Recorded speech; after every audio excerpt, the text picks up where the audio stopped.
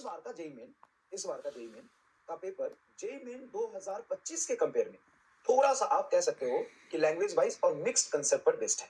ठीक है ना? कल का पेपर रिलेटिवली स्टार्टिंग के 2-3 पेपर जो आए थे उससे थोड़ा सा बढ़िया था।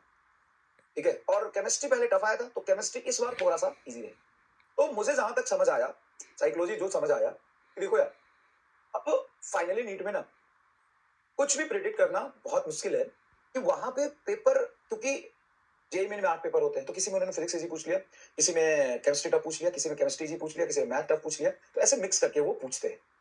अब आप जैसे ही नीट का पेपर देखो, तो नीट का तो एक ही पेपर होता है। अब एक पेपर में अब इस वक्त फिजिक्स टफ आ जाए या केमिस्ट्री टफ आ जाए या बायो स्टेटमेंट बाय और लेंदी आ जाए, नो वन कैन प्रिडिक्ट। तो आपको अनप्रिडिक्टेबल पेपर के लिए बहुत अच्छे से रेडी रहना है। ऐसा भी हो सकता है फिजिक्स बहुत इजी आ जाए, केमिस्ट्री मॉडरेट आ जाए, बायो टफ आ जाए, वहां पे खूब सारे सवाल घुमा देगा। बायो करने चले जाओगे, सबसे पहले बायो करते हो तो वहां पे हो सकता है ज्यादा टाइम लग जाए। अब फिजिक्स इजी होते हुए भी आप उतना टाइम ना दे पाओ। समझना समझना समझना समझना।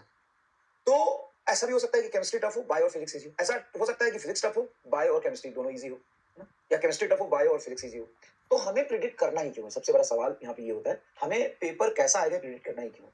हमें तो बस ये समझना है कि चाहे जैसा ही पेपर आए, कंसेप्चुअल हमें बहुत स्ट्रांग रखना है, क्वेश्चन प्रैक्टिस की मतलब फ्रीक्वेंसी बढ़ानी है, अपने सिली मिस्टेक्स को कम करना है और रिवीजन बढ़ाना है। बस इसी से सिलेक्शन होता है।